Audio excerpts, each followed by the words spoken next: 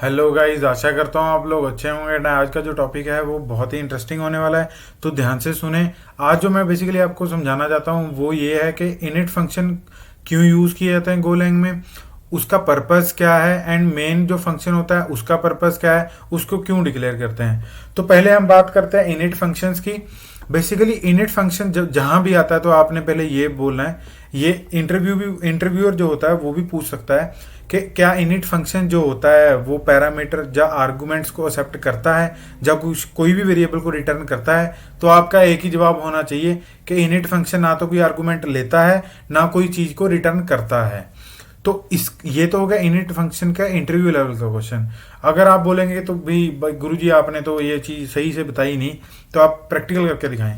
तो जैसे कि आप देख सकते हैं, मैंने यहाँ पे ए को एज एन आर्गुमेंट ले लिया फंक्शन के अंदर, इनिट के अंदर, एंड वो टाइप का है, इंटीजर का है। तो जहाँ यहाँ पे आप देख सकते हैं जो कंपाइलर है वो बेसिकली एरर दे रहा है, function init must have no arguments and no return values. तो जैसा कि मैंने बोला था, तो अभी तो आप लोगों को विश्वास आ गया होगा कि भी मैं सही था कि ना तो ये कोई आर्गुमेंट लेता है ना कोई ये रिटर्न करता है चीज को। तो आप बोलोगे गुरुजी फिर इसका तो फिर मजा नहीं आया, ये तो क्या पर्पस क्या हुआ इस चीज का।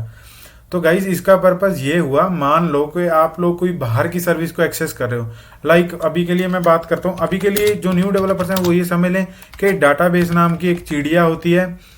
जो डेवलपर थोड़ा सा एक्सपीरियंस्ड है वो ये समझ लें, उनको तो पता ही होगा कि डेटाबेस क्यों यूज किया जाता है। बेसिकली अभी के लिए मैं एक लाइन में ये बता देता हूँ, डेटाबेस जो होता है वो मान लो आपका कुछ डेटा स्टोर करवाने के लिए होता है, ठीक है। तो आपको डेटाबेस कनेक्शन जो है अब वो पहले चाहिए आपकी एप्लीकेशन रन होने से पहले, मतलब आपके जो राउट्स हैं उनके रन होने से पहले आपकी जो डेटाबेस कनेक्शन है वो बन जानी चाहिए।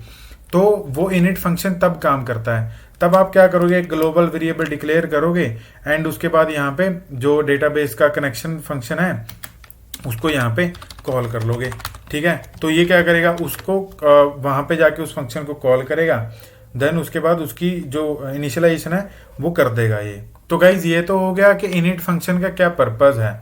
अभी के लिए मैं कनेक्शन को रिमूव कर देता हूं ताकि ये फंक्शन मेरे में इसमें है नहीं। तो ये जस्ट मैंने ये बताया कि पर्पज क्या होता है इनिट फंक्शन का।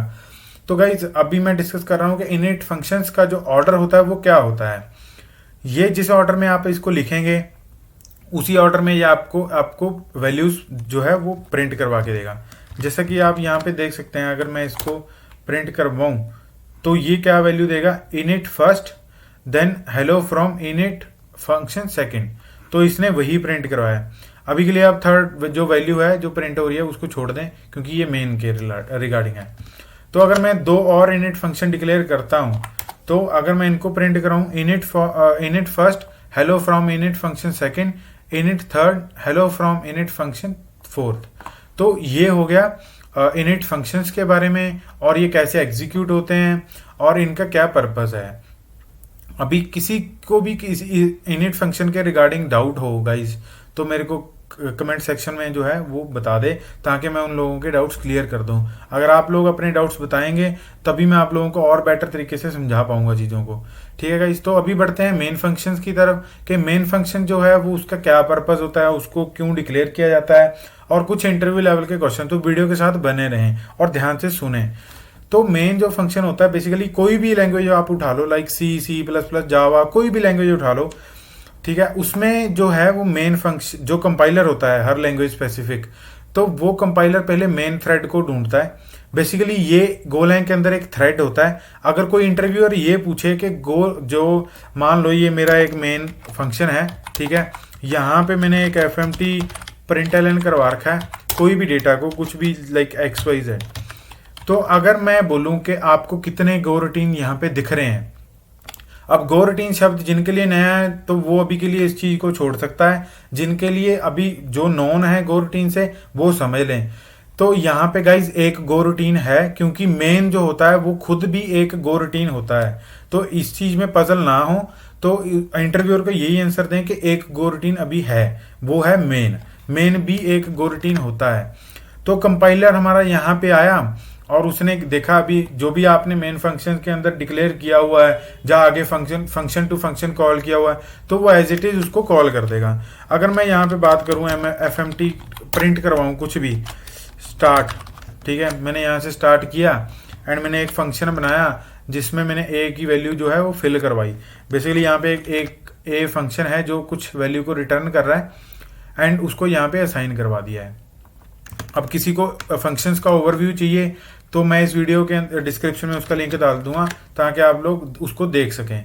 तो जैसा कि आप देख सकते हैं मैंने ए को इनिशियलाइज करवाया एंड उसको शॉर्ट हैंड मेथड से वैल्यू साइन करवा दी एंड उसको यहाँ पे प्रिंट करवाया। अगर मैं इसकी आउटपुट चेक करूँ तो आप देख सकते हैं इनिट फंक्शन तो कॉल हुए मेन फंक्शन से एंड जो पहला जो हमने चीज को प्रिंट करवाया था जो क्या था स्टार्ट, देन उसके बाद इनिशियलाइजेशन और उसके बाद जो ए की वैल्यू थी वो प्रिंट होगी। अब गाइस ये तो था मेन फंक्शन के बारे में। अभी थोड़ा सा मैं एक चीज और बताऊंगा इन डेप्थ कि जो इनिट फंक्शंस होते हैं वो मेन से भी पहले कॉल हो जाते हैं, ठीक है। अब कोई भी मतलब वही मैंने बात बताई थी जैसे कि मैं आप कोई कनेक्शन बनाना चाहते हैं आपके मेन फंक्शन से रन होने से पहले तो आप इनिट फंक्शन को लगा सकते हैं। ये पैकेज वाइज भी वेरी करते हैं, लाइक आपके पास 10 पैकेज हैं, 10 यूजर डिफाइंड पैकेज हैं तो आपके इनिट फंक्शंस भी मल्टीपल हो सकते हैं। ऐसा कोई जरूरी नहीं है कि एक पैकेज के अंदर इतने फंक्शंस हो सकते हैं या उतने फंक्शंस हो सकते हैं। आशा करता हूँ आप लोगों को ये वीडियो समझ में आ गया होगा। अगर समझ में आया तो लाइक करें, अदरवाइज कोई डाउट है तो कमेंट करें और चैनल को सब्सक्राइब करें guys. Thank you for watching.